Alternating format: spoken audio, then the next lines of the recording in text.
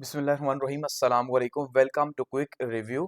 और quick review current affair series में आपका वेलकम है। और करंट अफेयर्स में आज हम आगे बढ़ेंगे और हमारा लेक्चर 9 है करंट अफेयर्स का। ठीक है, और हमारा जो टॉपिक है जी वो है इंटरनेशनल सिक्योरिटी का। ठीक है, और ये हम अपने थर्ड और फाइनल पार्ट पे हमारा जो सिलेबस है एफपीएससी का उसके पहुंच चुके हैं, जिसमें हम इंटरनेशनल जो पॉलिटिक्स है और उसके अंदर जो कुछ हो रहा है उसको हम जो है वो डिस्कस करेंगे यहाँ पे। कल हमने जो है वो डिस्कस किया था जो ऑर्गेनाइजेशंस थी, लोकल डोमेस्टिक और जो है वो इंटरनेशनल ऑर्गेनाइजेशंस थी, जिसमें हमने डिस्कस किया था कि भाई ईसीओ जो है उसका मैंने आपको कहा था कि बहुत इंपॉर्टेंट है, क्योंकि ईसीओ का समिट हुआ था। उसके अलावा एससीओ की हमने बात की थी, उसका समिट हुआ था। और साथ में हमने जो है वो ब्रिक्स की बात की थी कि भाई इसका समिट भी हुआ है। और मैंने आपसे कहा था कि एक्सपेक्टेड है कि भाई इसमें से ईसीओ या एससीओ में से कोई क्वेश्चन आपका बनेगा ही बनेगा। ठीक है, क्योंकि वो यहां से क्वेश्चन जरूर देता है। लेकिन हमने देखा था कि भाई सार्क जो है वो इररिलेवेंट है, इसलिए उसको डिस्कस नहीं किया। ओआईसी इस टाइम पे इररिलेवेंट है करंट अफेयर्स के हवाले से। तो ये रेलिवेंट ऑर्गेनाइजेशंस हैं जिनको हमने कल जो है वो डिस्कस किया था। ठीक है, और वो हमारा ये जो हमारा पोर्शन था ये 40 मार्क्स का पोर्शन था, जिसमें हमने जो है वो पाकिस्तान के जो रिलेशंस हैं, एक्सटर्नल अफेयर्स जो है उसको डिस्कस करना था। तो अब हमारा 60 मार्क्स का जो पेपर है करंट अफेयर्स का वो ऑलरेडी हो चुका है, जिसमें हमने जो है वो 20 मार्क्स के सबसे पहले डोमेस्टिक अफेयर्स, पाकिस्तान के पॉलिटिकल, इकोनॉमिक और सोशल अफेयर्स को डिस्कस किया डिटेल्स के साथ। और उसके बाद हमने जो है पाकिस्तान के एक्सटर्नल अफेयर्स 40 मार्क्स इसको डिस्कस किया। अब हम आगे बढ़ने लगे हैं और 40 मार्क्स हम डिस्कस करने लगे हैं जी किसके, जो एक्सटर्नल जो वर्ल्ड अफेयर्स हैं उनको हम डिस्कस करेंगे और उसमें देखेंगे कि क्या जो है वो हो रहा है। तो इसमें सबसे पहले हमारे पास टॉपिक है इंटरनेशनल सिक्योरिटी। ठीक है, कि इंटरनेशनल सिक्योरिटी एफपीएससी ने टॉपिक मेंशन किया हुआ है। तो अब हमारा ये काम है कि हमने जो है इंटरनेशनल सिक्योरिटी के अंदर ये देखना है कि क्या क्या प्रॉब्लम्स हैं। ठीक है, और कौन कौन से ऐसे जो पॉइंट्स हैं, टिपिंग पॉइंट्स जिन्हें हम कहेंगे कि हाँ भाई ये जो पॉइंट्स हैं ये 2025 में हाईलाइटेड रहे हैं, तो ये एक्सपेक्टेड है, या ये कॉन्फ्लिक्ट्स हैं ये एक्सपेक्टेड हैं, क्योंकि सारा तो नहीं करना, हर चीज इंपॉर्टेंट नहीं है। ठीक है, सो हमने यहाँ पे जो टॉपिक हाईलाइट किए हैं इंटरनेशनल सिक्योरिटी में, उसमें सबसे पहला क्या है जी, रशिया यूक्रेन वॉर जो है ये हाईलाइट किया। और इसका जो इम्पैक्ट है यूरोपियन सिक्योरिटी क्राइसिस के ऊपर, क्या आप देख रहे हैं यूरोपियंस जो है वो इस टाइम पे क्राइसिस में हैं, जिस तरह से जो है वो कोशिश कर रहे हैं इस वॉर का जो पासा है उसको पलटने की, लेकिन हालात जो है वो बद से बदतर होते जा रहे हैं और आहिस्ता आहिस्ता एग्रेशन बढ़ती जा रही है, क्योंकि जो रशियन डिमांड्स हैं वो यूक्रेन पूरी नहीं कर सकता और अल्टीमेटली जो है वो इनकी मानी नहीं जा सकती। सो हम ये एक्सपेक्ट कर रहे हैं कि फ्यूचर में जो है ये वॉर एक बहुत ही जो है ग्लोबल वॉर की शक्ल जो है वो लेगी, क्योंकि हालात ये नजर आ रहे हैं, क्योंकि ना एक साइड से कोई पीछे हट रहा है ना दूसरी साइड से। और हम इसे ये भी कह सकते हैं कि शायद में भी ये भी एक अमेरिकन प्रॉक्सी वॉर जो है यहाँ पे लड़ी जा रही है। दूसरे जो क्राइसिस हमने हाईलाइट किए हैं जी वो है गजा और इजराइल कॉन्फ्लिक्ट या गजा इजराइल वॉर की, और इस टाइम पे जो इसका इम्पैक्ट है मिडिल ईस्ट की इंस्टेबिलिटी के ऊपर। ठीक है, वो आप देख रहे हैं, और जिस तरह से अभी पीस डील हुई और 20 प्लान्स एजेंडा आया ट्रंप साहब का, और इस टाइम पे जो है वो एक इंटरनेशनल फोर्स की बात की जा रही है कि यूएन के बैनर तले जो है वो एक इंटरनेशनल फोर्स बनाया जाए। आप देखें पाकिस्तान भी इसके लिए काफी ज्यादा एक्टिव है और कोशिश कर रहा है कि भाई कोई ऐसा मैकेनिज्म हो जिसमें इंक्लूसिविटी हो, जो गजा के लोग हैं या पैलेस्टीनियन पीपल है उनके लिए।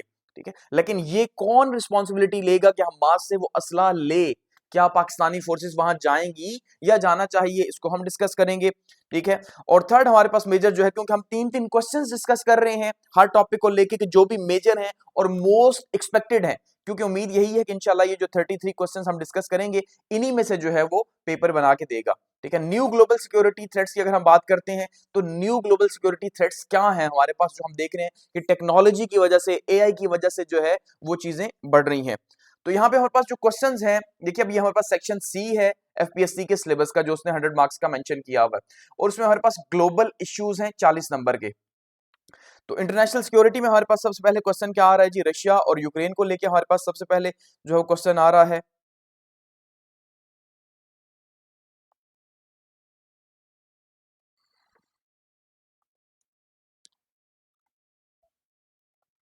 To critically evaluate how the Russia-Ukraine war has reshaped European security। अब हमारे पास जो प्राइमरी हेडिंग है वो क्या है जी, रशिया यूक्रेन वॉर जो है उस वो प्राइमरी हेडिंग है, और साथ में उसके वो कैसे जो है वो यूरोपियन सिक्योरिटी आर्किटेक्चर को जो है वो रीशेप कर रही है। अब आप ये देखिए कि जो यूरोपियन यूनियन है, इससे पहले, इस वॉर से पहले अगर हम चले जाएं, अभी भी यही कॉन्सेप्ट है कि भाई बड़े जो है पुरअमन मुल्क हैं और बड़ा पीस है, और माजी में हम ये देखते थे कि भाई वहां पे वर्ल्ड वॉर्स लड़ी गई हैं, ठीक है, चाहे वर्ल्ड वॉर वन हो या वर्ल्ड वॉर सेकंड हो, और उससे उन्होंने, हमने कहा जी, सबक सीखा, उन्होंने जो है वो क्या किया, यूरोपियन यूनियन बनाई, और अब वो ग्रोथ कर रहे हैं। वहां पे वो डिफेंस के ऊपर इतना पैसा नहीं लगाते जितना जो है वो इंसानों की तरक्की के ऊपर लगाते हैं। ह्यूमन सिक्योरिटी उनका सेंटर पॉइंट है, ऐसा ही है। लेकिन अब हम ये देख रहे हैं कि फिर से जो है वो बजट का 2% या 3% जीडीपी का लगाना स्टार्ट हो गए, और हर कोई जो है वो कोशिश कर रहा है कि बड़ी से बड़ी मिलिट्री बनाई जाए। और वो जो पिछले 50 साल कोल्ड वॉर के बाद जो हालात बने थे, तो हम ये देख रहे हैं कि भाई उसके बाद से फिर से चीजें वापस पलटना स्टार्ट हो गई हैं, ठीक है। तो वो जो आर्किटेक्चर है यूरोपियन सिक्योरिटी का, वो चेंज होना स्टार्ट हो गया। उन्होंने इकोनॉमी पे फोकस किया था पिछले 50 साल, हम ये कह सकते हैं, ठीक है। और अब उसके बाद फिर से जो है वो चीजें बदल रही हैं, इसको हम डिस्कस करेंगे। और साथ में डिस्कस करेंगे, इन योर व्यू, ठीक है, अगर अब आपसे पूछता है, does the conflict mark the beginning of the new cold war in Europe, ठीक है, कि क्या ये जो कॉन्फ्लिक्ट है, ये न्यू कोल्ड वॉर यूरोप के अंदर हो रही है। जैसे कोल्ड वॉर में हमने देखा कि भाई ब्लॉक पॉलिटिक्स थी, तो ब्लॉक पॉलिटिक्स में जो है वो यूरोप को इसी तरह से प्रॉक्सी के तौर पे यूज किया जाता रहा अमेरिका की तरफ से। तो अब भी हम देख रहे हैं कि क्या ये नई कोल्ड वॉर जो है स्टार्ट हो रही है, क्या जो है यहाँ पे इसका मैकेनिज्म बनेगा। तो हम यहाँ पे एक तो रशिया यूक्रेन वॉर की डिटेल्स को डिस्कस करेंगे, और दूसरा जो है अपने क्वेश्चन को डिस्कस करेंगे। नेक्स्ट क्वेश्चन हमारा है जी, critically evaluate the evolving Gaza Israel conflict since 2023। यानी सबसे पहले हम गजा इजराइल वॉर को डिस्कस करेंगे थोड़ा सा। उसके बाद, अब मैं आपसे बार बार कह रहा हूं कि फर्स्ट लेयर का नॉलेज वो आपसे नहीं पूछेगा, आपको खुद ही जो है ये एक पैराग्राफ के अंदर मेंशन करना होगा जब आप आंसर करेंगे। यानी वो आपसे रशिया यूक्रेन वॉर का नहीं पूछेगा कि भाई बताओ वॉर कैसे हुई, क्या हुआ, बैकग्राउंड क्या था, कॉजेज क्या थी, ये बातें आपसे नहीं पूछेगा नॉलेज ओरिएंटेड। वो एनालिटिकल क्वेश्चंस आपसे पूछेगा कि वॉर तो हो रही है, उसे पता है कि नहीं, पता है वॉर हो रही है। अब वो आपसे यही पूछेगा कि भाई बताओ इसका यूरोप पे क्या असर है, ठीक है, बाकी रीजन्स के ऊपर क्या असर है, वो आपका एनालिसिस मांगेगा। वहीं पे गजा इजराइल कॉन्फ्लिक्ट, आपको पता है भाई वॉर हो रही है, 2 साल से हो रही है, ठीक है, अब रुकी है। सो वो वॉर का नहीं पूछेगा, बल्कि पूछेगा कि अब इसका क्रिटिकली जो है आप एग्जामिन करें कि मिडिल ईस्ट के ऊपर जो है उसके इफेक्ट्स क्या हो सकते हैं, मिडिल ईस्ट पे जो है उसका कितना प्रेशर आएगा, और अब पाकिस्तान पे कितना प्रेशर आ रहा है, जो फोर्स बन रही है, और क्या जो है वो आगे आप सजेस्ट करते हैं।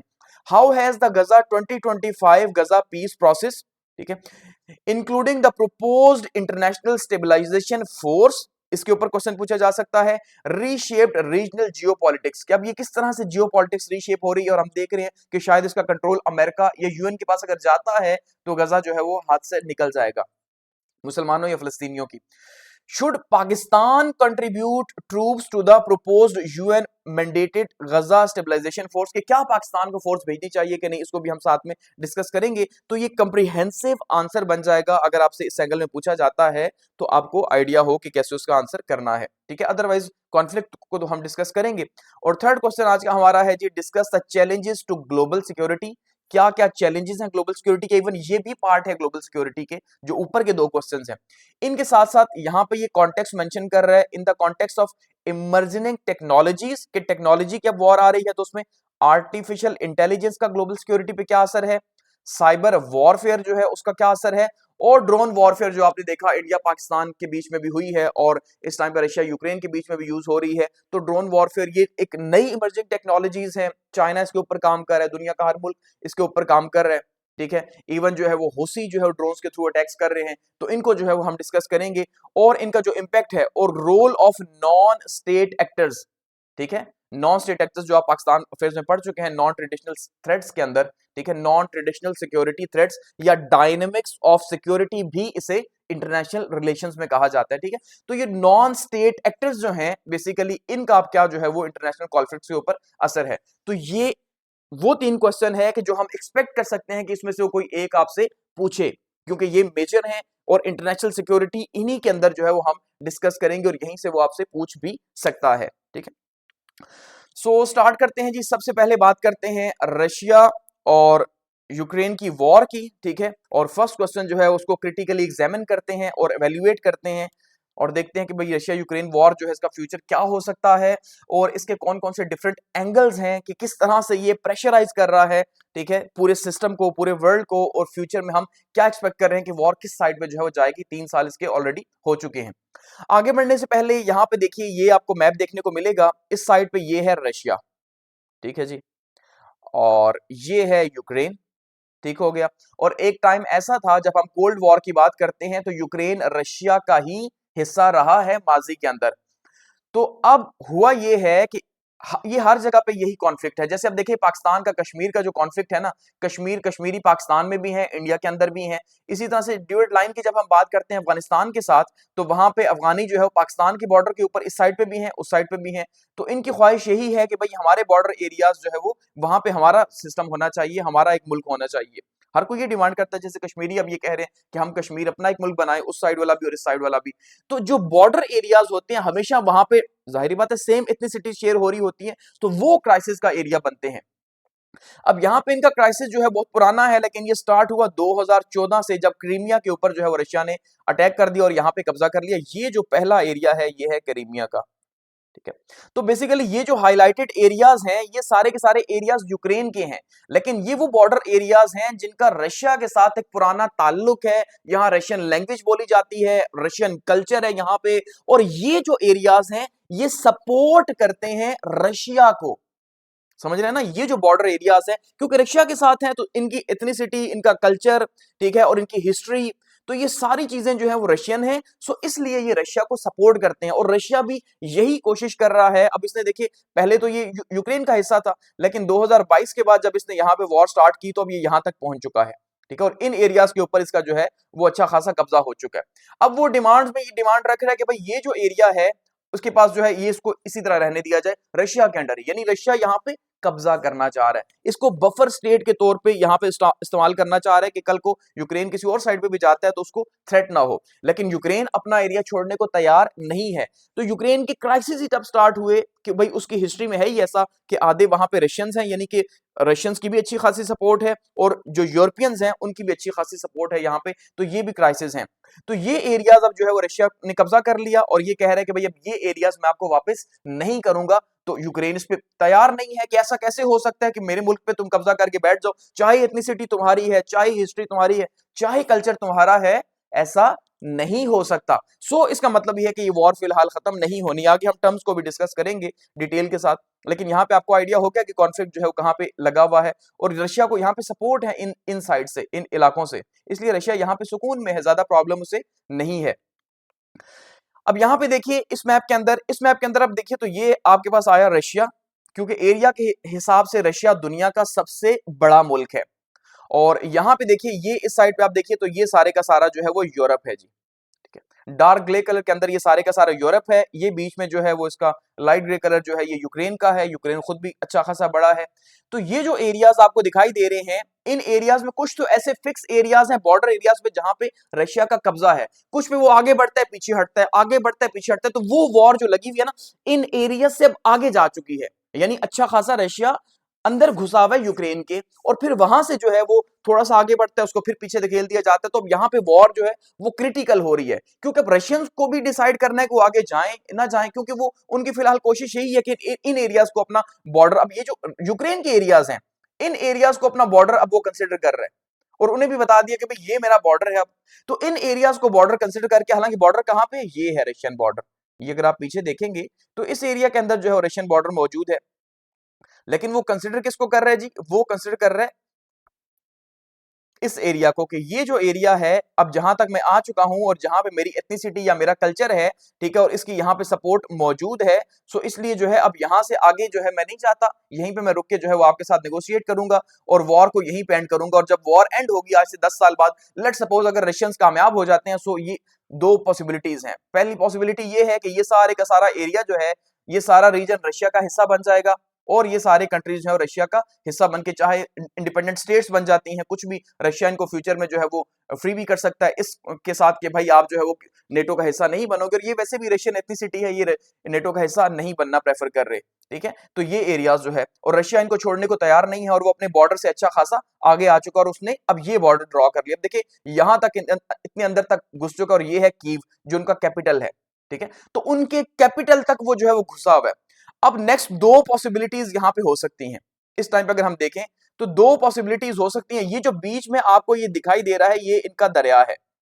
अब दरिया के इस साइड पे नॉर्मली ये माना जाता है, ये जो ईस्टर्न साइड है, इस ईस्टर्न साइड पे रशियन सपोर्ट मौजूद है।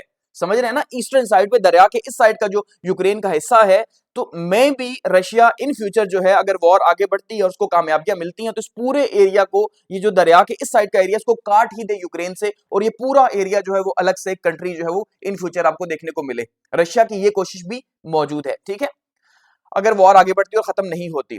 और ये जो एरिया है दरिया की इस साइड का एरिया, ये एरिया यूरोप को ज्यादा सपोर्ट करता है, यूरोप की एथनिसिटी यहाँ पे है और यूरोपियन कल्चर यहाँ पे है, और इन्हीं लोगों की वजह से यहाँ पे जो है ये यूक्रेन की क्राइसिस भी स्टार्ट हुए थे, जब इन्होंने 2014 के अंदर जो है ये सारी की सारी प्रोटेस्ट जो है वो यूरोमेडियन की जो है वो प्रोटेस्ट लॉन्च की थी, क्योंकि ये यूरोपीय यूनियन का हिस्सा बनना चाहते थे, या यूक्रेन को यूरोपीय यूनियन का हिस्सा बनाना चाहते थे, जबकि जो है इस साइड के जो लोग हैं वो सपोर्ट नहीं कर रहे थे, और वो रशिया को सपोर्ट कर रहे थे, और रशिया भी इसको सपोर्ट नहीं कर रहा था कि ये वेस्टर्न ब्लॉक में यूक्रेन जाए और इसको थ्रेट जो है वो यहाँ पे इसका थ्रेट पैदा हो जाए कि आज यूरोपीय यूनियन में गया और कल को जो है वो नेटो का हिस्सा बन गया, तो फिर जो है वो मेरे बॉर्डर के ऊपर नेटो फोर्सेस आके बैठ जाएंगी और मेरी सिक्योरिटी का क्या होगा, समझ रहे हैं। सो इसलिए जो है अब यहां से नेक्स्ट प्लान यही हो सकता है रशिया का कि वो ये जो पूरी की पूरी इस एरिया के अंदर एथनिसिटी मौजूद है दरिया की साइड पे, उसको काट के एक अलग मुल्क बनाए। आज से 5 साल बाद 10 साल बाद अब कॉन्फ्लिक्ट कितना जो है सस्टेन कर सकता है, क्योंकि यूरोपियंस तो इसको सस्टेन कर लेंगे, वो मिलके काम कर रहे हैं, रशिया अकेला है, उसके साथ अभी चाइना की सपोर्ट जो है उस तरह से खुल के नहीं है, लेकिन कोशिश हो रही है कि वो आगे लेके चले। तो ये यहाँ पे मैप के अंदर हालात हैं, और ये कीव है और कीव तक जो है वो पहुंचे हुए हैं, और अब बातचीत चल रही है, आपने देखा राउंड्स हुए जो है वो टर्की के अंदर, लेकिन फिलहाल उनपे कोई कामयाबी नहीं हो सकी। अब आगे बढ़ते हैं और उसको डिस्कस करते हैं, अब आपको जो है कहानी समझ आना स्टार्ट हो जाएगी। तो रशिया यूक्रेन वॉर जो है जी, सबसे पहले इसको डिस्कस करते हैं 2022 से लेके अभी तक। तो 2022 में वॉर स्टार्ट कैसे हुई, बेसिकली सबसे पहले इसका बैकग्राउंड थोड़ा सा डिस्कस करते हैं, ठीक है। 2022 के अंदर ये वॉर हमारे लिए, पाकिस्तानियों के लिए खास अहमियत की हामिल है। उसका रीजन ये है कि जब इमरान खान साहब जो है वो रशिया गए, तो उसी टाइम पे जो है वो रशिया के अंदर मौजूद थे, तो आपने देखा कि रशिया ने जो है वो क्या किया जी, यूक्रेन के ऊपर अटैक कर दिया। तो उसने ये भी ख्याल नहीं किया कि भाई जो है वो एक ऐसा मुल्क का प्राइम मिनिस्टर मेरे पास आया हुआ है जो कि प्रो वेस्ट है, ठीक है, और हमारा मुल्क ही प्रो वेस्ट रहा, तो उसके ऊपर क्या गुजरेगी बेचारे के ऊपर, तो वो जो है ना उसने फंसा दिया इमरान खान साहब को वहां पे, और आज वो बेचारे आप कह लें कि जेल के अंदर शायद इसी वजह से हो। तो 24 फरवरी 2022 को जो है वो रशियन फेडरेशन जो है उसने जी फुल स्केल इन्वेजन लॉन्च की। अब फुल स्केल इन्वेजन का मतलब ये है कि इससे पहले झड़पें तो उनकी बॉर्डर एरियाज में चलती ही थी, और हल्की फुल्की वॉर जैसे पाकिस्तान इंडिया की हो गई, जैसे अफगानिस्तान के साथ पाकिस्तान की हो गई, वो मामला तो इनके चलते ही थे, ठीक है। तो और खास करके 2014 के बाद से ये सिलसिला इसी तरह से स्टार्ट हुआ था। तो अब जो है हम ये देख रहे थे कि 2022 के अंदर जो है ये फुल स्केल इन्होंने इन्वेजन स्टार्ट कर दी, और इस इन्वेजन को जो है वो 2014 में जो क्रीमिया के इलाके पे कब्जा किया, साथ में डोनबस का जो इलाका है ये भी रशियन जो है वो कल्चर शेयर करता है, और इसको भी इनकी कोशिश है कि अभी इन्हीं के कब्जे में है, रशियंस के कब्जे में। तो इस कॉन्फ्लिक्ट को यहाँ पे ये हुकूमत चाहते थे रशियंस अपनी, ठीक है, जबकि यूक्रेनियन जो है वो अपनी पावर बढ़ाना चाह रहे थे, तो उसके बदले में भी यहाँ पे लोगों ने रशिया को ज्यादा सपोर्ट किया, ठीक है। तो रशिया को इसीलिए जो है यहाँ पे शह मिली, और ये फिर सिलसिला आगे जो है वो बढ़ा। अब ये बेसिकली अगर हम देखते हैं तो हम ये कह रहे हैं कि पोस्ट कोल्ड वॉर यूरोपियन जो है सिक्योरिटी, उसका आर्किटेक्चर जो है उसके ऊपर बहुत ज्यादा असर कर रही है। वॉर को आगे डिस्कस करता हूं, लेकिन थोड़ा सा हम एज ए होल क्वेश्चन को सम अप कर रहे हैं। तो जो कोल्ड वॉर यूरोपियन सिक्योरिटी थी, अगर मैं थोड़ा सा उसको डिस्कस करूं, तो देखिए कोल्ड वॉर सिक्योरिटी जो है वो उसको हम डिस्कस करते हैं जो कि 1948 या 49 से स्टार्ट हुई, ठीक है, और उसके बाद ये 1991 तक गई। अब इसमें क्या था, ब्लॉक पॉलिटिक्स थी। आप जानते हैं कि एक साइड पे जो है कैपिटलिस्ट ब्लॉक था जिसको अमेरिका लीड कर रहा था, और दूसरी साइड पे जो है वो कम्युनिस्ट ब्लॉक था जिसको जो है वो रशिया लीड कर रहा था। कल भी हमने इसको डिस्कस किया था, ठीक है। तो अब जो है इस साइड पे इनकी भरपूर कोशिश थी अमेरिका की कि भाई इसको कैपिटलिस्ट ब्लॉक को आगे बढ़ने से रोका जाए, क्योंकि इसका जो पहला टारगेट था वो ये था कि जो यूरोपियंस हैं, जो ईस्टर्न यूरोप है खास करके, ठीक है, ईस्टर्न यूरोप को सबसे ज्यादा थ्रेट था। उसका रीजन ये था कि वो छोटी छोटी रास्ते वो पहले से ही रशियन कल्चर कहीं ना कहीं शेयर कर रही थी, तो ईस्टर्न यूरोप पे अपना इन्फ्लुएंस बढ़ाना चाह रहा था कौन जी, रशिया, ठीक है, या सोवियत यूनियन जो उसका नाम था। तो सोवियत यूनियन बढ़ाना चाह रहा था, इसलिए जो है वो फिर यहाँ पे एक कॉन्सेप्ट दिया गया आयरन कर्टेल का, ठीक है, आयरन कर्टेल का, एक कहानी दीवार का, कि भाई वो एरिया के जो अब इस साइड पे तो रशिया है या सोवियत यूनियन है, और सोवियत यूनियन से इस साइड पे यूरोप है, तो अब ये जो बीच में इनके जो बॉर्डर लाइन बन रही थी, इसको आयरन कर्टेल का नाम दिया गया कि भाई इससे इस साइड पे जो है ये लोहे की परत है, लोहे की दीवार है, हमने किसी भी सूरत जो है वो सोवियत यूनियन को इस साइड पे नहीं आने देना और किसी एक मुल्क के ऊपर भी कब्जा नहीं करने देना, क्योंकि जैसे ही वो करेगा तो जाहिर बात है डोमिनो इफेक्ट क्रिएट होगा, एक के बाद दूसरा, दूसरे के बाद दूसरा गिरते जाएंगे और ये वेस्टर्न यूरोप तक भी पहुंच जाएंगे, क्योंकि एक्चुअली में वेस्टर्न यूरोप और अमेरिकन का ज्यादा जो है अलाइनमेंट है। जर्मनी हो गया, फ्रांस हो गया, यूके हो गया, ये वेस्टर्न यूरोप कहलाते हैं, ठीक है। तो ईस्टर्न यूरोप जो छोटे छोटे स्कैंडिनेवियन कंट्रीज है वहां पे उसको बचाना जरूरी था। तो एक एज्यूम किया गया कि आयरन कर्टेल और हमने इसकी साइड पे नहीं जाने देना। और फिर आपने देखा कि 1948 के अंदर जो है वो मार्शल प्लान भी आया कि वर्ल्ड वॉर सेकंड के बाद जो है जब यूरोप पूरी तरह तबाह हो चुका और उसका हाल बहुत बुरा हुआ, तो उसके बाद अब वॉर्स तो लड़ने के काबिल वो रहा नहीं। वो बेशक जो है वो जीते, विनर्स बने अमेरिका की वजह से, लेकिन वो अब खुद किसी काबिल नहीं थे। तो ऐसे में जो है वो मार्शल प्लान आया, अमेरिका की तरफ से बहुत बड़ी इमदाद, पैसा आया ताकि यूरोप के ऊपर इन्वेस्ट किया जाए और यूरोप को बचाया जा सके। इस हालत में बहुत आसान था रशिया के लिए को अपनी एक्सपेंशन करे, तो उसकी एक्सपेंशन को इसी तरह से रोका जा सकता था कि जब यहाँ पे डेवलपमेंट हो, जब यहाँ पे अमेरिकन कल्चर आए, जब यहाँ पे जो है वो सिक्योरिटी मजबूत हो। तो इसलिए वो मार्शल प्लान यहाँ पे लेके आया था। और उसके बाद से यानी 1948 के बाद से आपने देखा कि किस तरह से सिक्योरिटी का जो कंट्रोल है या उसका जो होल्ड है, अपर हैंड, वो अमेरिका को मिला यूरोप के अंदर, और यहाँ पे एक नया सिक्योरिटी स्ट्रक्चर जो है वो सेट हुआ। और उसके बाद उनका फिर फोकस कुछ कम ही सिक्योरिटी पर रहा, लेकिन ज्यादा जो उनका फोकस था वो ग्रोथ के ऊपर या अपनी डेवलपमेंट के ऊपर रहा। तो अब हम ये देख रहे हैं कि दोबारा से फिर 1991 में तो ये क्राइसिस खत्म ही हो गए, सोवियत यूनियन टूटा, तो फिर तो बिल्कुल यूरोपीय यूनियन ने जो है वो अपने आप को सिक्योरिटी से आजाद ही कर दिया और जो है वो अपनी ग्रोथ के ऊपर बहुत ज्यादा फोकस किया। और हम ये देखते हैं कि भाई पिछले 30 साल से कोई ऐसी मेजर वॉर भी वहां पे नहीं हुई, तो उनकी सारी जो ग्रोथ थी, जो फोकस था वो ग्रोथ के ऊपर था, इकोनॉमिक ग्रोथ के ऊपर। उन्होंने यूरोपीय यूनियन को इंटीग्रेट किया, इसकी सिक्योरिटी उन्होंने बनाई भी है, लेकिन अब उसको उनकी जरूरत नहीं थी। अब वो जब से ये वॉर स्टार्ट हुई है, ठीक है, 2022 के बाद से, तो अब वो जो है उन्हें फिर से इस बात का थ्रेट हुआ कि भाई खुद की सिक्योरिटी करनी है तो बहुत ज्यादा जरूरी है कि खुद को फिर से दोबारा से जो है वो अपनी मिलिट्रीज को स्ट्रांग किया जाए, अपने डिफेंस को स्ट्रांग किया जाए। फिर आपने देखा 2025 के अंदर खास करके कि जब ट्रंप साहब आए तो उन्होंने यूरोपियन सिक्योरिटी से हाथ आहिस्ता आहिस्ता उठाना शुरू कर दिया। टैरिफ लगे, ये हुआ वो हुआ, इत्तेहादियों के बीच में ही जो है वो चपकलिश और इस तरह के मामला शुरू हो गए। तो अब यूरोपियंस अपनी सिक्योरिटी को पहले अमेरिकन लेंस से देखते थे कि वो प्रोटेक्ट करेगा, लेकिन अब उन्हें एहसास हो गया कि वो क्यों प्रोटेक्ट करेगा। ट्रंप तो यही कह रहे हैं, भाई आप अपनी जीडीपी का 3% नहीं लगाते तो अमेरिका ने क्यों आपका ठेका लिया हुआ है कि आपको प्रोटेक्ट करेगा। ठीक है, या तो पैसे पूरे लगाओ या फिर अपनी प्रोटेक्शन खुद करो। तो अब इसलिए ने अंदाजा हो गया कि भाई अब हमें अपनी सिक्योरिटी के लिए बहुत ज्यादा अमेरिका के ऊपर रिलाय नहीं करना, हमें क्या करना है, हमें बेसिकली अपनी सिक्योरिटी को खुद डिजाइन करना है। तो ये जो है हम ये देख रहे हैं कि यूरोपियन सिक्योरिटी आर्किटेक्चर जो है वो आहिस्ता आहिस्ता वहां पे बदलता जा रहा है अपने चैलेंजेस को देख के। ठीक है, अब रशिया को क्या क्राइसिस है, रशिया को यही क्राइसिस है कि भाई ये ईयू की तरफ चले जाएंगे, यूक्रेन को अगर वो छोड़ता है, और जो है वो नेटो की तरफ चले जाएंगे, और यूक्रेन और नेटो जो है वो फिर उसके बॉर्डर के ऊपर आके बैठ जाएंगे, और ये उसकी सिक्योरिटी के लिए बहुत बड़ा थ्रेट होगा। ठीक है, तो अब रशिया के क्राइसिस की अगर हम बात करते हैं, रशिया क्या सोच रहा है, देखिए नेटो एक्सपेंशन और रशिया सिक्योरिटी कंसर्न कि सबसे पहला जो रशिया का जो कंसर्न था, उसने ये वॉर क्यों स्टार्ट की, उसका जो रीजन था वो यही था कि भाई नेटो की एक्सपेंशन हो जाएगी।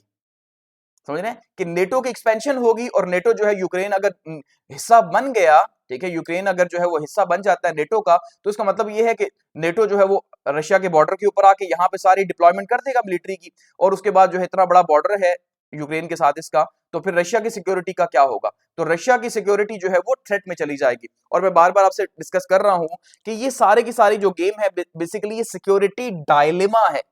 सिक्योरिटी डायलेमा क्या है कि अगर एक स्टेट जो है वो अपनी सिक्योरिटी को स्ट्रांग करती है तो दूसरी स्टेट अपने आप को इनसिक्योर फील करती है। ऐसा ही है ना, आपका दुश्मन अपने आप को स्ट्रांग करता जाएगा तो आपके लिए इनसिक्योरिटी बढ़ती जाएगी कि नहीं बढ़ती जाएगी। सो फिर आपको भी ना चाहते हुए अपने आप को अपग्रेड करना पड़ेगा डिटरेंस क्रिएट करने के लिए, और ऐसे में आर्म रेस स्टार्ट हो जाएगी। तो ये सिक्योरिटी डायलेमा है, समझ रहे हैं। तो ये सिक्योरिटी डायलेमा फिर यहां पे पैदा हुआ कि रशिया जो है उसको तो ट्रस्ट नहीं है, जाहिर बात है उसको थ्रेट है कि यूक्रेन जो है वो नेटो जो है वो तो बना ही मेरे खिलाफ था। कोल्ड वॉर के अंदर जो नेटो बनाया गया था, नेटो का अलायंस, वो मुझे ही कर्टेल करने के लिए, मुझे ही रोकने के लिए बनाया गया था। तो अगर वो यहाँ पे बॉर्डर पे आके बैठ जाएगा नेटो, तो उसके बाद क्या होगा, उसके बाद ये होगा कि यहाँ पे नेटो की सिक्योरिटी है और मेरी सिक्योरिटी के लिए थ्रेट पैदा हो जाएगा। तो मैं कितना यहाँ पे इनके बॉर्डर के ऊपर लड़ूंगा, मेरे लिए तो मुश्किल हो जाएगी। सो बेहतर यही है कि यहाँ पे एक बफर जोन क्रिएट हो, बेहतर यही है कि यूक्रेन जो है वो उनका हिस्सा ना बने ताकि वो डायरेक्टली मुझ तक ना पहुंच सके। ये रशिया का सबसे बड़ी जो है वो चाहत है। तो 1990s के बाद जो है आपने देखा, जब कोल्ड वॉर जो है वो उसके बाद सोवियत यूनियन को शिकस्त हुई, तो उसके बाद जो है वो नेटो ने अपनी एक्सपेंशन जो है वो यहाँ पे स्टार्ट कर दी। ठीक है। और उसके बाद नेटो जो है वो अपनी जो प्रेजेंस है वो यहाँ पे रखना चाहता है, और यही सबसे बड़ा थ्रेट है कि रशिया नहीं चाहता कि भाई डायरेक्ट जो है वो नेटो से थ्रेट करे, और नेटो की जो एक्सपेंशन है वो यहाँ पे ना हो। तो मिलिट्री एक्सरसाइजेस, वेपन्स या बाकी जो मामलात है वो यहाँ पे यूक्रेन के अगर स्टार्ट हो जाएंगे तो उसके लिए जो है वो थ्रेट बन जाएगा। तो इसलिए रशिया ने इसको रेड लाइन समझा कि भाई इसी वजह से वो यूक्रेन की पॉलिटिक्स में 1990 से ही इन्वॉल्व है, कि इसको जो है मैंने कम से कम जो है वो वेस्टर्न ब्लॉक का हिस्सा नहीं बनने देना, या नेटो के अंदर शामिल नहीं होने देना, क्योंकि वो इसे अपना जो है वो नेशनल सिक्योरिटी के लिए एक थ्रेट समझता है। तो नेशनल सिक्योरिटी के लिए हकीकत में थ्रेट भी है भी।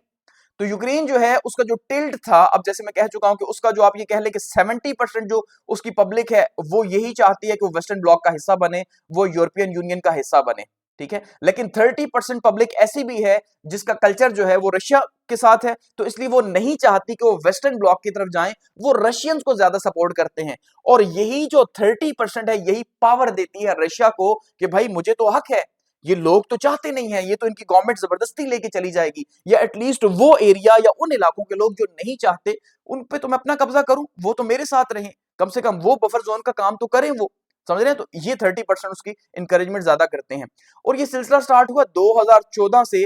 ठीक है। जब यूरोमेडियन जो है वो रेवोल्यूशन आया। यूरोमेडियन रेवोल्यूशन जो है ये प्रोटेस्ट का एक सिलसिला था बेसिकली, जो उस टाइम के जो प्रेसिडेंट थे, ठीक है जी, वो उन्होंने इनकार कर दिया था यूरोपियन यूनियन के साथ एक डील करने के लिए। ठीक है। हालांकि पब्लिक का प्रेशर था कि आप डील करें, आप रशिया के ब्लॉक से निकल के जो है वो यूरोपियन यूनियन की तरफ जाएं, लेकिन जो है रशिया ने उन्हें अलाउ नहीं किया उस प्रेसिडेंट को कि भाई आप जो है जो डील है वो साइन करें। सो उसके नतीजे के तौर पे क्या हुआ, फिर वहां पे प्रोटेस्ट फूट पड़ी सदर साहब के खिलाफ, फिर वो करते करते जो है फिर वो गवर्नमेंट चेंज हो गई। ठीक है। तो ये सारा सिलसिला यहां से स्टार्ट हुआ, इसको भी आगे डिस्कस करेंगे। तो बैकग्राउंड ऑफ द वॉर क्या है जी, यूरोमेडियन रिवोल्यूशन जो है वो स्टार्ट हुआ नवंबर 2013 के अंदर। और सिलसिला क्या था, सिलसिला यही था कि उस जमाने के जो प्रेसिडेंट थे, विक्टर जिनका नाम है, तो वो जो है ये बेसिकली प्रो रशिया थे। ठीक है जी। तो प्रो रशिया थे, और इनकी कोशिश यही थी कि यूक्रेन को जो है वो नेटो का या फिर जो है वो यूरोपीय यूनियन का हिस्सा ना बनाया जाए, उससे रोका जाए, क्योंकि ये रशिया की विल थी। तो ये रशिया की विल के ऊपर सर्व कर रहे थे। लेकिन जो पब्लिक थी, पब्लिक की डिमांड क्या थी, जो मेजॉरिटी में पब्लिक थी, वो ये चाहती थी कि हम ईयू के साथ जाएं, हम वेस्टर्न ब्लॉक के साथ जाएं। खास करके जो दरिया की उस साइड की पब्लिक थी, जो मैंने आपसे कहा वेस्टर्न जो यूक्रेन है उस साइड की जो पब्लिक है, उसकी डिमांड ये थी कि भाई वो यूरोप की तरफ जाएं। तो ऐसे में जो है इन्होंने एक डॉक्यूमेंट साइन करना था। अगर वो डॉक्यूमेंट साइन करते तो ये यूरोपियन यूनियन की तरफ मजीद क्लोज होते, उनके साथ एक डील साइन करनी थी। तो इन्होंने रशिया के कहने के ऊपर वो डील साइन नहीं की। और जब डील साइन नहीं की तो उनकी पब्लिक को ये बात अच्छी नहीं लगी। और वैसे भी जो है ये एक ऑटोक्रेटिक किस्म के जो है वो लीडर थे, ना ह्यूमन राइट्स की वायलेशन हो रही थी वहां पे, और इसी तरह से करप्शन वगैरह के इल्जाम भी इनके ऊपर थे। तो ऐसे में जो है फिर क्या हुआ, यूरोमेडियन रेवोल्यूशन आया, फिर एक सिलसिला स्टार्ट हो गया इनके खिलाफ प्रोटेस्ट का, और करते करते ये रेवोल्यूशन जो है फिर आखिर में जो है फरवरी 2014 के अंदर कामयाब हुआ। और इसके नतीजे के तौर पे जो है वो क्या हुआ, हुकूमत जो है विक्टर की चेंज हो गई, विक्टर साहब की। और रेवोल्यूशन ऑफ डिग्निटी का नाम इसे दिया गया कि भाई हम अपनी प्राइड, अपने फैसले खुद करेंगे, रशिया क्यों हमारे फैसले करे। और उसी दौरान फिर 2014 के अंदर रशिया ने क्या किया जी, रशिया ने जब देखा कि भाई उनके प्रेसिडेंट साहब जो उनके इलेक्ट किए हुए थे, उनके सपोर्ट में थे, वो तो चेंज हो गए, तो उन्होंने फौरन से क्रीमिया के ऊपर जो है वो हमला कर दिया और क्रीमिया पे कब्जा कर दिया। ठीक है। तो क्रीमिया जो है वो पहले से ही तैयार था बेसिकली, क्योंकि क्रीमिया भी कल्चर रशियन शेयर करता है, तो उसको कोई इशू नहीं है। तो 2014 से 2022 तक, या अभी 2025 हो गया, लेकिन 2022 जब तक वॉर स्टार्ट नहीं हुई थी तब तक क्रीमिया के ऊपर रशिया का ही कब्जा था। और क्रीमिया वाले बड़े मुतमईन हैं इस कब्जे के ऊपर, वो खुश हैं। खुश का मतलब यह है कि वो यही चाहते हैं, वो यूरोप के साथ नहीं जाना चाहते थे, उनका कल्चर यही था। तो इसलिए जो है फिर इनको मौका मिला रशिया को, और फिर जब ये हुकूमत चेंज हुई 2014 के अंदर, तो रशिया ने यहाँ पे कब्जा कर लिया। तो वहां से ये सिलसिला स्टार्ट हुआ है। अच्छा, की इवेंट्स अगर हम देखते हैं इस प्रोटेस्ट के, बेसिकली जो प्रोटेस्ट ट्रिगर हुई, तो ये नवंबर 21 2013 को जो है ये ट्रिगर हुई है, कि जब एक एग्रीमेंट जो है वो साइन करने के ऊपर रिफ्यूज कर दिया, जो यूरोपीय यूनियन की तरफ इन्हें लेके जा सकता था, क्योंकि रशिया की सपोर्ट हासिल थी प्रेसिडेंट साहब को। इसके नतीजे के तौर पे क्या हुआ जी, एस्केलेशन स्टार्ट हो गई। ठीक है। पीसफुल प्रोटेस्ट स्टार्ट हुई। उन पीसफुल प्रोटेस्टर्स के ऊपर इन्होंने जो है वो क्या किया जी, फायर वगैरह, या वही जो होता है कि भाई रोकने के लिए कोशिश की जाती है ऑटोक्रेटिक लीडरशिप की तरफ से। तो ऐसे में फिर क्या हुआ कि उसने मजीद फ्यूल किया, जो पुलिस ने उनके ऊपर जो है वो तशद्दुद वगैरह किया। और ऐसे में जो है फिर क्या हुआ कि फिर वो तशद्दुद पुरतशद्दुद हो गया। तो पुरतशद्दुद फिर मामलात हुए, फिर कोर्ट डिमांड सामने रखी गई कि भाई गवर्नमेंट करप्शन भी कर रही है, अब्यूज ऑफ पावर है, ह्यूमन राइट्स की वायलेशन है, तो इस गवर्नमेंट को जो है वो चेंज किया जाए। और फिर रेवोल्यूशन आया जी, रेवोल्यूशन ऑफ डिग्निटी का इसको नाम दिया गया। फरवरी 2014 के अंदर डेडली क्लैशेस मजीद आगे बढ़े और उसके बाद फिर ने कामयाबी हुई सदर को हटाने में, ठीक है। और उसके बाद फिर क्या है कि फिर आपने देखा कि फिर नई गवर्नमेंट बनी और वो जो नई गवर्नमेंट थी वो प्रो यूक्रेन, प्रो यूरोप थी बेसिकली, आप ये कह सकते हैं, ठीक है। तो फिर तब से इसने होल्ड रशिया ने स्टार्ट रखा हुआ है और फिर जो है वो बॉर्डर के ऊपर क्लैशेस तो होते ही रहे और फिर जो है वो 2022 के अंदर ये प्रॉपरली जो है वो उसने हमला कर दिया रशिया यूक्रेन के ऊपर। अब इस टाइम पे रशिया की डिमांड्स की अगर हम बात करते हैं कि रशिया क्या डिमांड कर रहा है, अब ये वॉर पिछले 3 साल से जो है वो मुसलसल जारी है और 3 साल से अच्छे खासे एरिया के ऊपर आप इसने देखा कि इसने बॉर्डर एरियाज के अंदर के जो एरियाज जो इसकी सपोर्ट थी वहां पे ऑलरेडी कब्जा कर लिया। अब रशियन डिमांड्स क्या हैं, जो मीटिंग्स उनकी हो रही हैं, आपने देखा टर्की जो है उसको फैसिलिटेट कर रहा है, तो वहां पे क्या रशिया ने डिमांड रखी है, ये डिमांड्स हमें ये बताएंगी कि क्या कोई चांसेस हैं वॉर खत्म होने के फ्यूचर में, जो फिलहाल शायद आपको नजर आएगा कि नहीं है। इसीलिए हम इस क्वेश्चन को डिबेट कर रहे हैं कि ये इंटरनेशनल सिक्योरिटी के लिए सबसे बड़ा थ्रेट है, क्योंकि ऐसी कोई प्रपोजल्स आ ही नहीं रहे जिससे ये चांसेस बने। सबसे पहला रशिया क्या चाह रहा है जी, रिकग्निशन ऑफ एनेक्स्ड टेरिटरीज, कि सबसे पहले वो ये कह रहा है कि जिन एरियाज पे मैंने कब्जा कर लिया, क्रीमिया है, डोनबस है या जो बाकी बॉर्डर एरियाज हैं, अब आप उसको रिकग्नाइज कर लेंगे, वो रशिया का हिस्सा है। वो यही नहीं कर सकते, यही सबसे बड़ा चैलेंज है, समझ रहे हैं ना।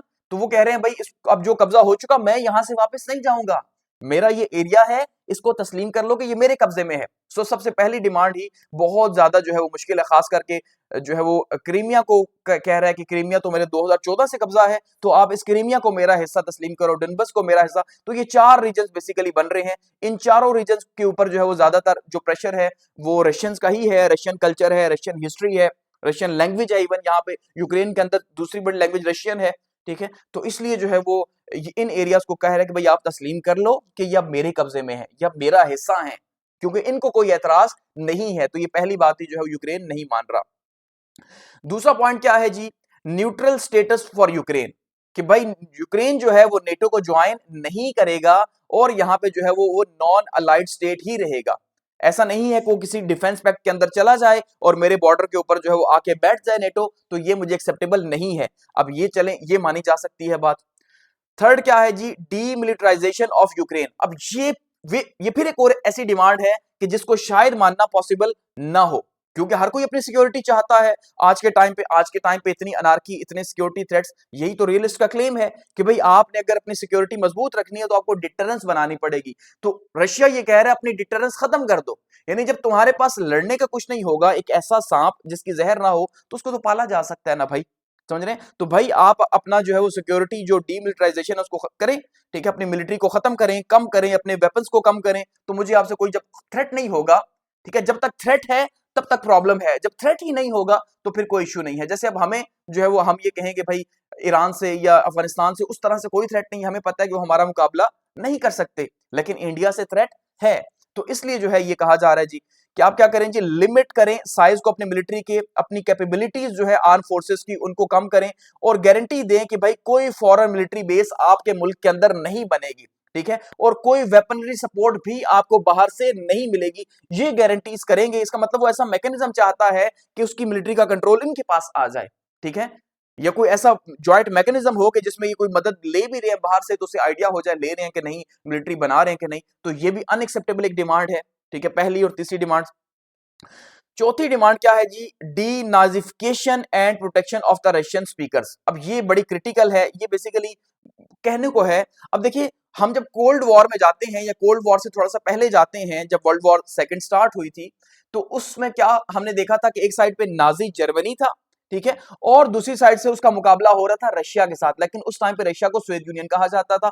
तो सोवियत यूनियन का जो है वो पहले भी यूरोप से वॉर हुई है। तो अब एक मेंटेलिटी बनी हुई है कि भाई आप अगर ये समझते हैं कि हम जो है वही सोवियत यूनियन वाले हैं, हम रशिया जो है वो सोवियत यूनियन की मेंटेलिटी के साथ आपके साथ लड़ रहा है, तो ऐसा ना समझें। आप अपने लोगों को ये फीड ना करें कि रशियंस जो है वो आपके खिलाफ हैं, हम वो नहीं है सोवियत यूनियन के जमाने के, हम आपके खिलाफ नहीं है। तो ये जो मेंटेलिटी है कि आप हमें जो है वो वही नाजिफिकेशन आप कर रहे हैं कि भाई जैसे जर्मनी के ऊपर जो है जर्मनी के साथ मिलकर हमने अटैक किया, तो ऐसा कुछ भी नहीं है, ठीक है, आप ये हमें कंसिडर ना करें। तो वो जो है वो अपनी स्पीकर, और दूसरा वो ये कह रहे हैं कि जितने भी रशियन स्पीकर्स हैं उनकी प्रोटेक्शन वहां पे की जाए यूक्रेन के अंदर। कैसा नहीं है वॉर खत्म हो तो आप रशियंस को निकालना, उनको टॉर्चर करना, यही होता है पॉसिबली कि भाई आप कल्चर शेयर करते हैं, तो ये जो है वो सबसे बड़ा प्रॉब्लम है। अच्छा, नंबर 5 पे क्या है जी, लिफ्टिंग सैंक्शंस। इसके अलावा जो पाबंदियां लगी हुई हैं, जैसे उन्होंने अब देखा एसेट फ्रीज कर दी और अब ये कहा जा रहा है कि पहले फ्रीज किए थे, अब उन एसेट्स को जो है वो यूक्रेन के रिकंस्ट्रक्शन के लिए यूज किया जाएगा। तो ये कहा जा रहा है भाई ये भी आप जो है वो रशिया के ऊपर जो सैंक्शंस लगी हुई है वो भी आप हटाएं। चलें, ये भी पॉसिबल हो सकता है, ठीक है। और नंबर 6 में जो है विड्रॉल फ्रॉम द डोनस्टक, ठीक है जी, कि ये जो रीजन है इससे भी आप, जैसे क्रीमिया है तो इस रीजन से भी आप निकल जाएं और इस रीजन को भी मेरे कब्जे में कर दें, जो कि पॉसिबल नहीं है। तो बेसिकली अब ये जो डिमांड्स हैं इनमें से कुछ तो जो है वो एक्सेप्टेबल हैं, लेकिन ज्यादातर जो है मेजोरिटी में एक्सेप्टेबल नहीं है। अब क्योंकि यूक्रेन अगर अकेला होता तो मैं भी जो है वो घुटने टेक देता, लेकिन क्योंकि उन्हें पता है कि उसके पीछे नेटो खड़ा है तो वो ऐसा नहीं करेगा। अब देखिए बेसिकली ये फिर से वही मुकाबला है, यूक्रेन सिर्फ बराए नाम है, जैसे अफगानिस्तान बराए नाम था और जो है वो असल मुकाबला किसका था, अमेरिका का था और रशियंस का था, और हम जो है वो अफगानिस्तान के अंदर जो है प्रॉक्सी के तौर पे यूज हो रहे थे। बेसिकली यूक्रेन यहाँ पे प्रॉक्सी के तौर पे यूज हो रहा है रशिया के बीच में और नेटो फोर्सेस के बीच में। तो एक तरह से ये वही कोल्ड वॉर ही चल रही है अगर आप देखेंगे, ठीक है। इवन कोल्ड वॉर तो सिर्फ कोल्ड वॉर थी ना, कि लफ्जों की थी और इस तरह से वॉर प्रॉपर्ली स्टार्ट नहीं हुई थी, कहीं ना कहीं वॉर लगी हुई थी, जैसे जो है वो वियतनाम के अंदर वॉर हुई, वो भी कोल्ड वॉर का हिस्सा ही थी। तो इसी तरह से अब यहाँ पे भी ये जो वॉर है बेसिकली ये वही कोल्ड वॉर की मेंटेलिटी के तहत ही हो रही है, कि अमेरिका और रशियंस जो है डायरेक्टली तो वॉर कर नहीं रहे, ठीक है। और उसके बदले में उन्होंने क्या किया हुआ है जी, यूक्रेन को सामने किया हुआ है। तो अमेरिका के लिए या नेटो के लिए आप ये कहें कि एक अपॉर्चुनिटी है कि वो इस वॉर को जितना लंबा लेके जा सकते हैं उतना लेके जाएं, जैसे अफगानिस्तान के अंदर हुआ, कि अफगानिस्तान में क्या हुआ कि एटलीस्ट जो है वो रशिया उसको बियर नहीं कर पाया उस बर्डन को, और फिर जो है वो वापस चला गया।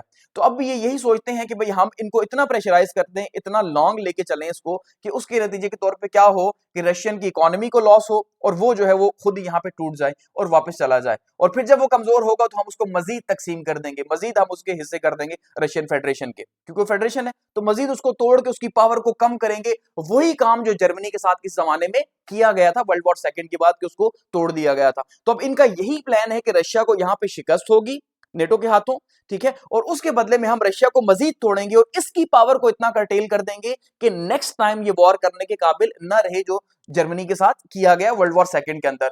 लेकिन दूसरी साइड से रशिया जो है, अब क्योंकि मल्टीपोलैरिटी है, पहले तो ब्लॉक पॉलिटिक्स थी तो ये चीजें पॉसिबल थी या आसान थी, लेकिन अब आसान नहीं है, क्योंकि अब इसकी सबसे ज्यादा हेल्प जो है वो चाइना की साइड से हो रही है। तो अच्छा खासा टाइम लगेगा भाई से नीचे जाते हुए। नॉर्थ कोरिया जो है वो इसकी हेल्प कर रहा है, आपको पता है, ठीक है जी।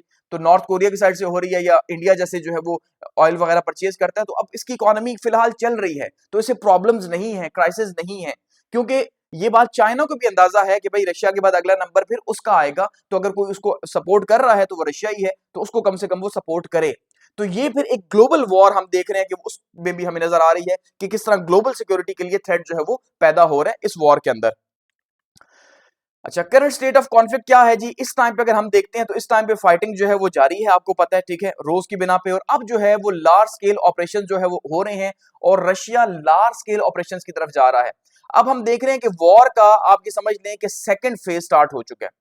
टोटल 3 फेजेस आप अगर वॉर को हम डिवाइड करते हैं, ठीक है, फर्स्ट फेज जो है वो स्टार्ट हो गया 2022 के अंदर, कि जो ट्रेडिशनल मिलिट्री फाइट हुई, टैंक्स यूज हुए, ठीक है जी, बुलेट्स के नॉर्मल जो तरीकेकार है जिस तरह यूज होता है उस तरह से वॉर हुई है।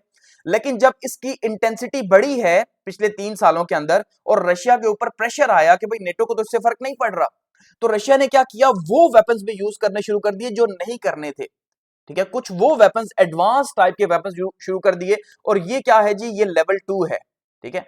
अब इसके बाद रशिया के पास लेवल 3 बचेगा, और वो क्या है कि जब इसके ऊपर मजीद प्रेशर आएगा आने वाले कुछ सालों के अंदर, 1 साल 2 साल, क्या पता 1 साल के अंदर आ जाए, तो जब मजीद प्रेशर आएगा, क्योंकि उस साइड से प्रेशर बढ़ाएंगे तो ही रशिया नीचे जाएगा, तो जब वो प्रेशर बढ़ाएंगे नेटो वाले, तो रशिया के ऊपर मजीद प्रेशर आएगा, तो रशिया के पास 2 ऑप्शंस रह जाएंगे। ऑप्शन नंबर 1 जो है वो रशिया के पास क्या रह जाएगा कि वो या तो सरेंडर कर दे, जो वो कभी नहीं करेगा, हमें भी ये नजर आ रहा है, क्योंकि उसने ये वॉर इसलिए तो नहीं लड़ी। और ऑप्शन नंबर 2 यही है कि फिर ये न्यूक्लियर वॉर हो जाए, क्योंकि फिर वो अपने आप को प्रोटेक्ट करने के लिए क्या करेगा, जब आप किसी जानवर को भी जो है ना बंद कर देते हैं कमरे के अंदर, तो वो फिर आप पे ही अटैक कर देता है, हालांकि वो बहुत मजबूर होता है लेकिन वो आप पे अटैक करता है। तो अब ये फिर क्या करेगा, ये फिर न्यूक्लियर वेपन्स यूज करना स्टार्ट कर देगा। तो जब न्यूक्लियर वेपन्स होंगे तो इसी को हम कह रहे हैं कि भाई ये फिर न्यूक्लियर तबाही है, दुनिया की बर्बादी है, तो ये वॉर आगे बढ़ेगी, क्योंकि जैसे जैसे वो वहां से खींचेंगे वैसे वैसे रशिया आगे से रिस्पॉन्ड करेगा, तो उसके पास यही ऑप्शन जो है वो बचेगा, और वो थर्ड लेवल होगा इस वॉर का। तो फिलहाल सेकंड लेवल पे पहुंच चुका है, एस्केलेशन लार्ज स्केल ऑपरेशन पे पहुंच चुकी है और वो कुछ वेपन्स जो है वो यूज हो रहे हैं, ठीक है जी। वहां से भी वेस्टर्न स्टेट्स के वेपन्स यूज हो रहे हैं, जो जर्मनी ने आप देखा कि लॉन्ग रेंज के मिसाइल्स अलाउ कर दिया कि जो अच्छे खासे आगे तक मार कर रहे हैं रशिया में। इसी तरह से जो है वो ड्रोन टेक्नोलॉजी के थ्रू अब वॉर हो रही है, तो अब इसी साइड से रशिया भी यही काम कर रहा है। तो आहिस्ता आहिस्ता वॉर जो है वो क्रिटिकल जो है वो प्रोसेस के अंदर जा रही है और क्रिटिकली जो है वो आगे बढ़ रही है और उसके नुकसानात जो है वो आने वाले टाइम पे ज्यादा होंगे, ठीक है। हालांकि अब देखिए दूसरी साइड से रशिया को कंट्रोल करने के लिए उसके ऊपर सैंक्शंस लगाई जा रही हैं, इसको आइसोलेट करने की कोशिश की जा रही है कि भाई इसकी इकोनॉमी को रोक दिया जाए अगर, ठीक है, इकोनॉमिक ग्रोथ अगर नहीं होगी तो जाहिर बात है ये वॉर नहीं लड़ सकता। तो उसके लिए जो सबसे बड़ा टूल था रशिया के पास वो उसका ऑयल था। तो अब आप देखें कि यूरोपियंस पहले अच्छा खासा ऑयल जो है, यूरोपियंस का ऑयल की सप्लाई ही रशियन से थी, लेकिन अब आहिस्ता आहिस्ता पिछले 3 सालों में यूरोपियन आर्किटेक्चर जो है चेंज हुआ सिक्योरिटी का, ठीक है। तो उनकी जो अलाइनमेंट थी रशिया के साथ वो दूर होती जा रही है और डिमांड कम होती जा रही है, क्योंकि वो रीन्यूएबल एनर्जी के ऊपर, ग्रीन ट्रांजिशन के ऊपर जा रहे हैं और आहिस्ता आहिस्ता अपनी डिमांड्स को एलएनजी के ऊपर शिफ्ट कर रहे हैं, जिससे जो है वो ये जो रशियन ऑयल की डिमांड थी उसको कम कर रहे हैं कि रशिया ऑयल बंद कर दे जिसके ऊपर वो पैसा कमा रहा है, तो कम से कम उन्हें नुकसान ना हो। और दूसरी साइड से आइसोलेट कर रहे हैं, जैसे इंडिया जैसे ममालिक को कह रहे हैं कि भाई आप इनसे परचेज नहीं करेंगे ऑयल, क्योंकि आप वॉर को फ्यूल कर रहे हैं, इन्हें पैसा दे रहे हैं। तो अब फिर इसके पास फिलहाल अभी चाइना ही जो है वो एक ऑप्शन बचेगा। तो फिलहाल वॉर जो है इस तरह से आगे बढ़ रही है। अब इसके साथ साथ इसमें हाइब्रिड वॉरफेयर भी जो है वो ऐड हो चुकी है, ठीक है। अब ये जो ट्रेडिशनल या कन्वेंशनल वॉर थी, इस कन्वेंशनल वॉर में हाइब्रिड वॉर भी स्टार्ट हो गई। अब जैसे रशियंस हैं या यूक्रेनियंस हैं, दोनों ही क्या कर रहे हैं, साइबर ऑपरेशंस कर रहे हैं एक दूसरे मुल्क के अंदर, ठीक है। कभी क्या हैक कर लिया, कभी किसका डाटा, कभी किसका डाटा, कभी जो है वो बिजली की ट्रांसमिशन बंद कर दी। तो इस तरह के बहुत सारे, इसके अलावा डिस इन्फॉर्मेशन कैंपेन्स जो है दोनों साइड से चल रही हैं। ड्रोन जो है इंक्लूजन इसके अंदर हो चुकी है। अब आप देखें जो यूक्रेन जैसे उसने ड्रोन्स को यूज किया, यहां तक कि जो रशियन पैलेस है उस तक वो पहुंचा है, ठीक है। उसने ड्रोन्स वहां पे गिराए हैं और उन्हें नुकसान पहुंचाया। इसके अलावा आपने देखा कि साल के स्टार्ट में जो है जो यूक्रेन ने एक बहुत ही डेडली जो है वो अटैक किया था ड्रोन्स के थ्रू, कि कितने अंदर तक जाके जो है वो उसने पूरा जो है वो भेजा पूरा सिस्टम, ठीक है। उसके बाद ड्रोन्स को वहां पे अटैक किया। तो इसी तरह से रशिया भी आगे से रिस्पॉन्ड कर रहा है। तो हम ये देख रहे हैं कि वॉर जो है उसकी शिद्दत में इजाफा होता जा रहा है इस टाइम पे करंट स्टेट के अंदर। थर्ड क्या है जी, peace efforts and diplomatic process की अगर हम बात करते हैं तो इस टाइम पे जो पीस एफर्ट्स हैं वो तो हो रही हैं, ठीक है। और पीस एफर्ट्स में अगर हम पूरा सिलसिला देखेंगे पीस एफर्ट्स पे, उसके बाद हम बात करेंगे जो हमारा क्वेश्चन था मेन, उस क्वेश्चन को डिस्कस करेंगे और फिर यूरोपियन सिक्योरिटी आर्किटेक्चर के ऊपर उसका क्या जो है वो असर है वो भी हम जो है वो यहाँ पे डिस्कस करेंगे।